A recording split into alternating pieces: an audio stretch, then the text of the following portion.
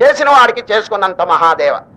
ఏ పుణ్యం ఎప్పుడు ఏ జన్మలో చేసుకున్నా అది ఎక్కడికి తరగదండి, అది నశింపదు, చక్కగా వాడికి సహాయం చేస్తుందండి. ఎక్కడికి వెళ్ళినా కూడా ఆ చేసినటువంటి పుణ్యం, మీరు అరణ్యంలో ఉండండి, సముద్రం మధ్యలో ఉండండి, లేకపోతే ఎక్కడైనా ఉండండి, ఏకాంతంలో రక్షిస్తుందండి. ఆ పుణ్యం రక్షిస్తుందండి.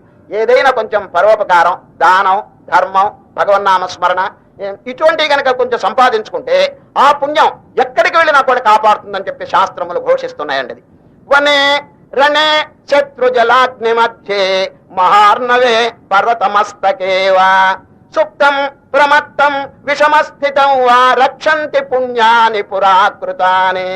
వారిని రక్షించేది ఏంటంటే వారి పూర్వ పుణ్యం అంటాడు. ఎక్కడున్నప్పటికీ అరణ్యంలో గాని, యుద్ధంలో గాని, సముద్రంలో గాని. కాబట్టి ఈ పుణ్యం అనేటువంటి ధనం మానవుడు ఎంత ఎక్కువగా సంపాదించుకుంటే అంత ధన్యుడండి. సరే, ఇప్పుడు పొద్దున్న లేస్తే సాయంత్రం వరకు చెమట కార్చి ఏమిటి సంపాదించేది అక్కడ చెప్పండి?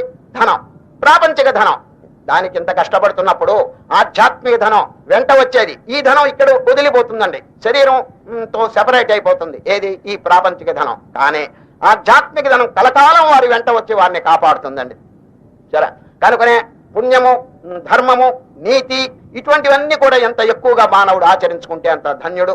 కనుకనే శ్రీకృష్ణ పరమాత్మ పుణ్యకార్యములను ప్రోత్సహించాడండి భగవద్గీతలో.